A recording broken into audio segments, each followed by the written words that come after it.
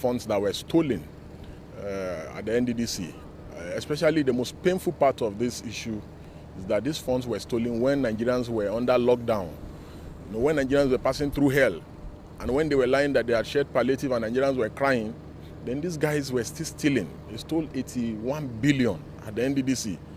And the man still had the guts and the effrontery to come and embarrass the country by fainting in a chair. I've never had a scene where somebody fainted in a chair. I thought people usually faint when they are standing, you know, and it's very sad that this has happened. And it's like, it was looking like they were going to get away with it. That was why we wrote the petition to the commission. And the commission invited us to come and shed more light, which we have just done. We've adopted the petition. And again, we have also provided the commission with some evidence, because we were able to get some of the reports, you know, of the looting at the NDDC. And we have pointed the commission in the right direction. We are very happy with the reaction we got from the commission. And they have shown on this particular issue, and we are hoping and praying that they don't sweep the issue under the carpet. But one thing we told them is that they didn't need us to swing into action. This is obvious. It's a big embarrassment on the country, and whether anybody likes it or not, this is going to affect the anti-corruption index of the country. So these are the key issues, that it's unthinkable that people were stealing money during lockdown when Nigerians were passing through hell. So, and my wonderful brother Omoyele Sowore has shown up here to show solidarity with us, and I believe that he will speak to the issue. So that's the reason why we are here. So what is the way forward? Looking at the world today. You see, there's a fundamental problem with how we headhunt our officials. If someone pays 6 billion naira to become a minister, what do you expect him to do? He will go right to the job of recouping his investment.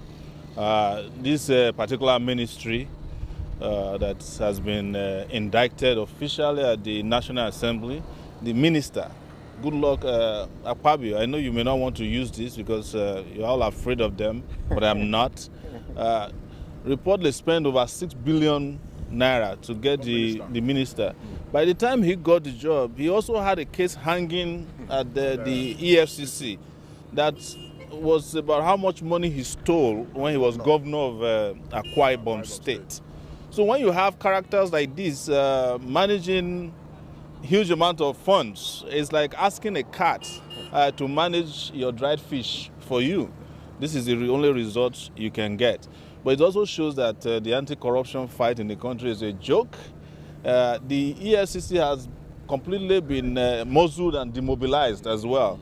That is why they need somebody to bring a petition to investigate the public sector corruption that has already been investigated by the National Assembly and has also indicted a lot of the National Assembly people. This is the reason why I have always said that Nigerian nation doesn't need the bicameral legislative system, because it's just a bunch of thieves who are contractors. In the name of oversight, all they do there is contracting.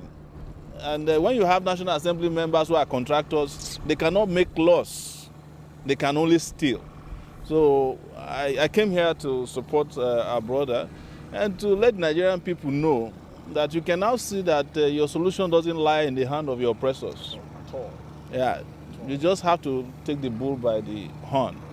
There are examples all over the world right now that shows that when people are denigrated in the manner that Nigerians have been maltreated these days, they just have to rise up. You cannot trust the National Assembly to investigate and get any result from this nonsense.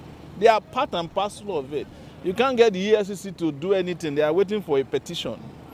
When, in fact, there's an NFIU that ought to have tracked the financial transactions, flagged it, and picked up the people involved before now. By now, we should be talking about prosecution, not petition.